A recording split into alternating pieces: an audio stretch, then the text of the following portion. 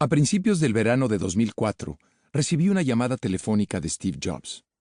Mantenía conmigo una relación de amistad intermitente, con estallidos ocasionales de mayor intensidad, especialmente cuando iba a presentar un nuevo producto y quería que apareciera en la portada de Time o en la CNN, compañías en las que yo había trabajado. Sin embargo, ahora que ya no me encontraba en ninguno de esos dos medios, llevaba un tiempo sin saber gran cosa de él.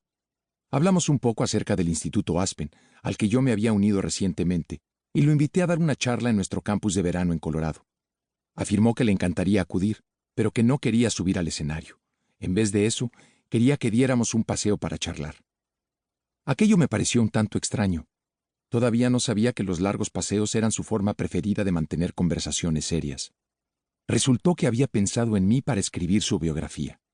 Hacía poco que yo había publicado una sobre Benjamin Franklin y me encontraba en medio de otra sobre Albert Einstein.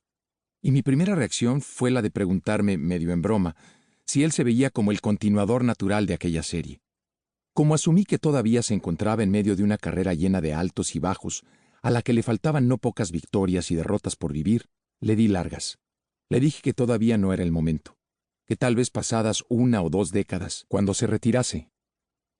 Nos conocíamos desde 1984, cuando él llegó al edificio Time Life en Manhattan para comer con los redactores y cantar las alabanzas de su nuevo Macintosh. Ya entonces era un tipo irascible, y se metió con un corresponsal de Time por haber publicado un hiriente artículo sobre su persona que resultó demasiado revelador. Sin embargo, cuando hablé con él poco después, me vi bastante cautivado, como tantos otros a lo largo de los años, por su intensa personalidad. Mantuvimos el contacto, incluso después de que lo destituyeran de Apple. Cuando tenía algún producto que presentar, como un ordenador de Next o una película de Pixar, el foco de su encanto volvía de pronto a centrarse en mí, y me llevaba a un restaurante de sushi situado en el Bajo Manhattan para contarme que lo que fuera que estuviera promocionando era lo mejor que había producido nunca. Me gustaba aquel hombre. Cuando recuperó el trono en Apple, lo sacamos en la portada de Time, y tiempo después comenzó a ofrecerme sus ideas para una serie de artículos que estábamos preparando sobre las personas más influyentes del siglo.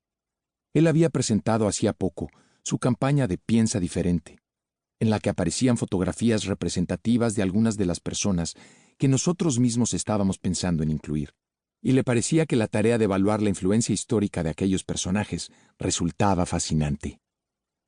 Tras rechazar la propuesta de escribir su biografía, tuve noticias suyas de vez en cuando. Una vez le mandé un correo electrónico para preguntarle si era cierto, tal y como me había contado mi hija, que el logotipo de Apple era un homenaje a Alan Turing, el pionero inglés de la informática que descifró los códigos alemanes durante la guerra y que después se suicidó mordiendo una manzana rociada con cianuro. Respondió que ojalá hubiera pensado en eso, pero no lo había hecho. Aquello dio inicio a una charla sobre las primeras etapas de la historia de Apple, y me di cuenta de que estaba absorbiendo toda la información sobre aquel tema, por si acaso alguna vez decidía escribir un libro al respecto. Cuando se publicó mi biografía sobre Einstein, Jobs asistió a una presentación del libro en Palo Alto y me llevó a una parte para sugerirme otra vez que él sería un buen tema para un libro. Su insistencia me dejó perplejo. Era un hombre conocido por ser celoso de su intimidad, y yo no tenía motivos para creer que hubiera leído ninguno de mis libros, así que volví a responderle que quizás algún día. Sin embargo, en 2009 su esposa, Lorraine Powell, me dijo sin rodeos: si piensas escribir alguna vez un libro sobre Steve, más vale que lo hagas ahora. Acababa de pedir su segunda baja por enfermedad. Le confesé a Lorraine que la primera vez que Steve me planteó aquella idea, yo no sabía que se encontraba enfermo. Para seguir escuchando este audiolibro gratuitamente, haz clic en el enlace de la descripción y podrás escucharlo completo sin coste gracias a la prueba de 30 días de Audible.